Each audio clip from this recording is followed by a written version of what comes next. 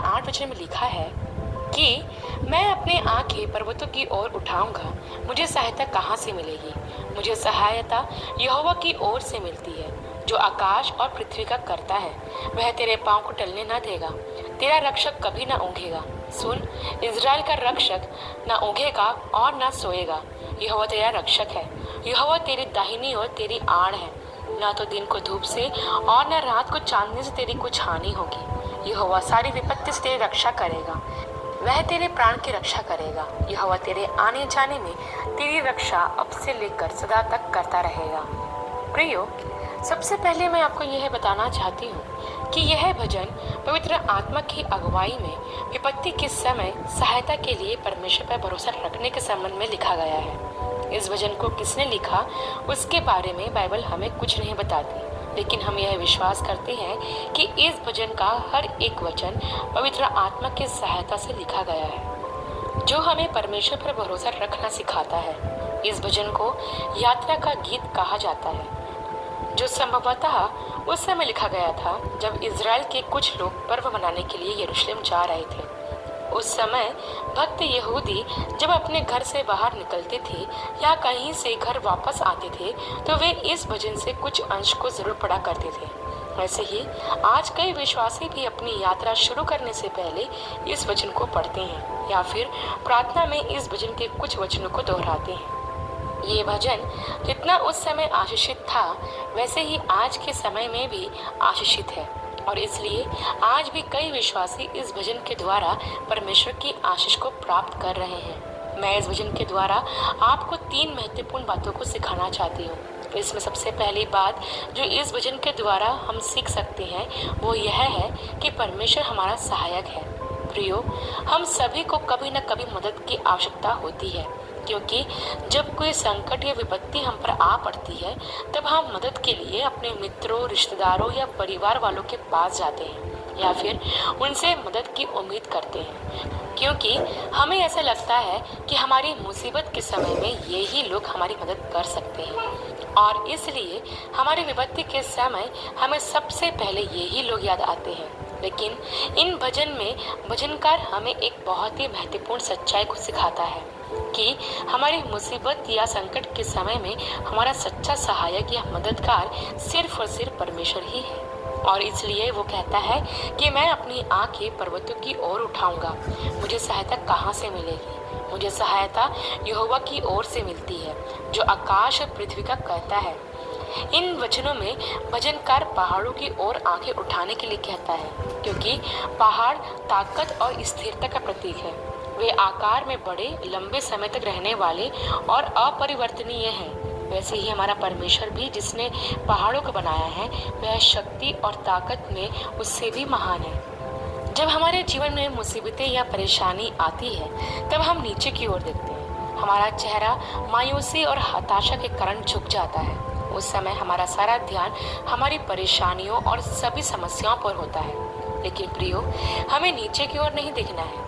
पहाड़ियाँ हमें याद दिलाती है कि हमें ऊपर की ओर देखना है, क्योंकि हमारी सहायता उस परमेश्वर की ओर से आती है जिसने उन विशाल और अड़िग पहाड़ों को बनाया है। यहाँ भजनकार के कहने का तात्पर्य यह है कि जब हमारे जीवन में मुसीबत या परेशानियां आए तो हमें अपना ध्यान उन पर नहीं लगाना है, बल्कि उस समय हमें अपना ध्यान पहाड़ों से परे उस परमेश्वर की ओर लगाना है।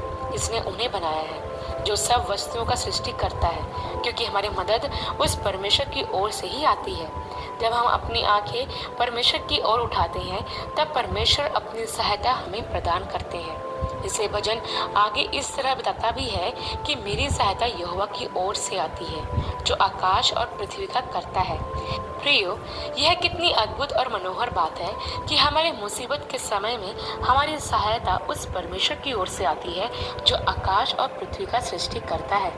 प्रियो, मैं आपको प्रोत्साहित करना चाहती हूँ कि जब भी आप किसी मुसीबत या परेशानी में हो तो उस समय अपने मित्र, रिश्तेदार या परिवार की ओर नहीं, सिर्फ परमेश्वर की ओर अपनी दृष्टि लगाना, क्योंकि मित्र, रिश्तेदार या परिवार वाले हमें धोखा दे सकते हैं और वो आवश्यकता पड़ने पर हमारी मदद के लिए भी आगे नहीं आएंगे। लेकिन हमारा जीवित परमेश्वर ऐसा नहीं है।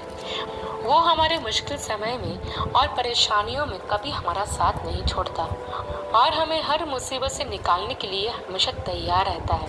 इसलिए भजनकार दाऊद कई बार इस बात को कहता है कि संकट में मैंने यहोवा को पुकारा और उसने मेरी सुन ली। हाँ प्रियो, हमारे संकट के समय कोई हमारी मदद करे या ना करे, लेकिन परमेश्वर यहोवा हमारी सहायता जरूर करेगा। इसलिए हर परिस्थिति में केवल परमेश्वर यहोवा ही की ओर अपनी आंखें लगाएं, क्योंकि आपकी सहायता उसी की ओर से आएगी। इसके बाद वचन 3 से 6 में यह लिखा है कि वह तेरे पाँव को टलने ना देगा, तेरा रक्षक कभी ना ऊँघेगा। सुन, इस्राएल का रक्षक ना ऊँघेगा और ना सोएगा। यहोवा तेरा रक्षक है, यहोवा तेरी दाहिनी ओर तेरी आड़ है। ना तो दिन को धूप से और ना रात को चांदनी से तेरी कुछ हानि होगी। इन वचनों में हमें यह बताया गया है कि परमेश्वर हमारा रक्षक है, जो ना कभी ऊँघता और ना कभी सोता है। वह दाहिनी और हमारी आड़ है, जो हमें हर हानि से बचाता है। आप पुराने नियम में इज़राइल के विषय में पढ़ सकते हैं कि कैसे परमेश्वर ने उनकी रक्षा की। जब मिस्र के लोगों पर 10 विपत्तियां आई तो इनमें से एक भी इज़राइलियों पर नहीं आई। लाल सागर का पानी उन्हें डुबा न सका और ना ही शत्रुओं की सेना से उन्हें कोई नुकसान हुआ, क्योंकि परमेश्वर यहोवा उनका रक्षक था, जो हर समय उन्हें बचाता आया था। वैसे ही आज भी परमेश्वर ना सिर्फ हमारा सहायक है, बल्कि वो हमारा रक्षक भी है। जैसे उसने इज़राइल की देखभाल की, वैसे ही वो उनकी भी देखभाल करता है जो उसका भय मानते और उस पर विश्वास करते हैं। वचन 3 में लिखा है कि वह तेरे पाँव को टलने ना देगा, तेरा रक्षक कभी न ऊँघेगा।